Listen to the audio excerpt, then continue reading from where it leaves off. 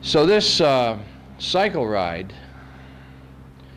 the idea originated last year around the time of the Veterans for Peace Convention in Dallas, when I was having a conversation with several people, even before I went to the convention actually, about the idea of us people who are trying to address our country's suicidal, maniacal war policies, but knowing that those policies are very connected to domestic values and domestic way of life, which we are all in some way complicit in participating in, and that by having conventions where hundreds of people fly and drive to talk about anti-war sentiment, it was a contradiction, because in a sense the very act of utilizing this mindlessly, continually utilizing petroleum to talk about national policies that were destroying life on the planet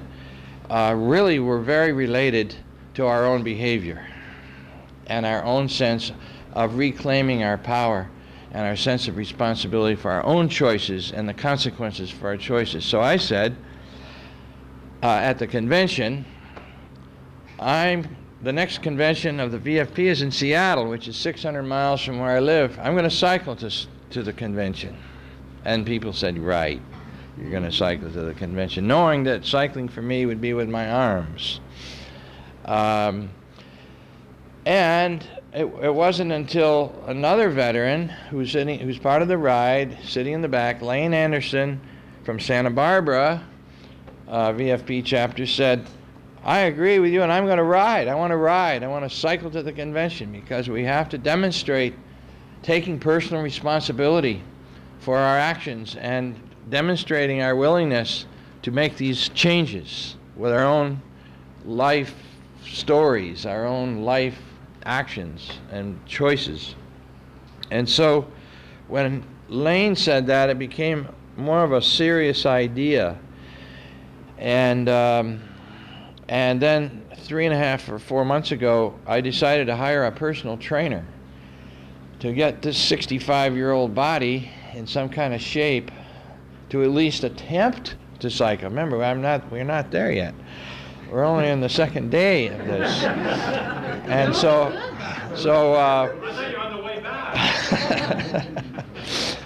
So it's an intention to cycle to Seattle, and it's 1 day at a time, 1 hour at a time, and some moments it's literally you're thinking it's 1 minute at a time as you're going up this hill, and thinking, boy, I hope I make it up this hill. Maybe this is the last hill I'll ever go up, you know. There are about 14 cyclists, and most of them are in this room, if not all of them, and we have about 4 support people who are driving vehicles on biodiesel. So really, it became a reality when other people decided they wanted to cycle. And it's been there's a lot of devil in the details that are involved in planning events like this in terms of the exact, precise cycling route, different than just looking at a map and saying, oh, you go on this road to get from here to there, but maybe not for cyclists. Or maybe cyclists need to know something more intimate about that particular route. And then the lodging and the hosting and the food.